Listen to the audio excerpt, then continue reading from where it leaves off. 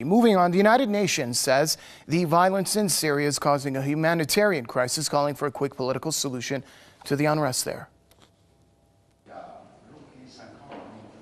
We are watching a humanitarian tragedy unfold before our eyes. We must do all we can to reassure the people that we care and that we will not let them down. If this crisis continues to drag on, the impact in terms of what is happening to people on the ground, what is happening to those who are fleeing across the border into neighbouring countries, what is happening in terms of the impact in terms of loss of life, it will just become bigger and bigger.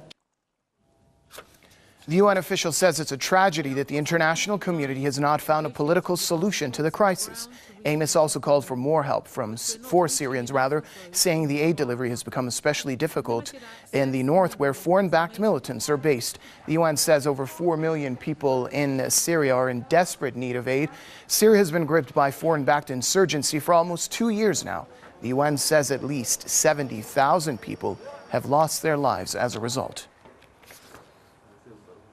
Well, joining me now from the Syrian capital, Damascus, is our correspondent, Muhammad Ali. Muhammad, welcome. Looking at this report by the United Nations, 4 million, that's an alarming number. Tell us more about their main concerns and grievances and how their needs can be met.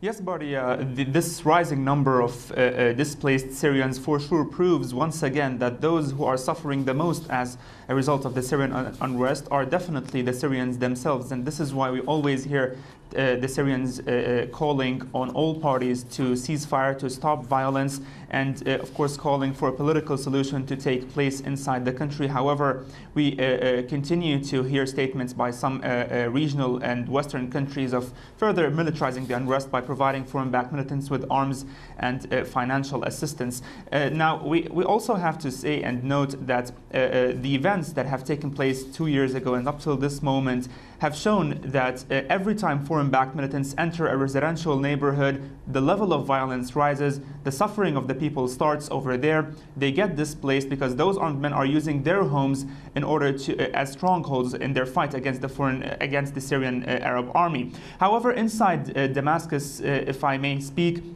the conditions of those who are displaced and are staying inside public places are actually, it seems that it is better than the condition of those who are refugees in other countries and bordering countries, because inside Damascus and its countryside we have visited several areas like schools and cultural centers that are used now by in order to as of course shelters for those displaced Syrians. The Syrian government has provided the displaced Syrians who fled their homes as a result of violence with those places. And of course we are seeing here efforts and cooperation and coordination between the Syrian government on the one hand and world organizations, humanitarian organizations like the Red Cross, the UN, the Red Crescent and the World Food Programme in order to meet the basic needs for those Syrians. Yes, so we can say that, yes. Thank you, Muhammad. Muhammad Ali, Press TV's correspondent from the Syrian capital, Damascus.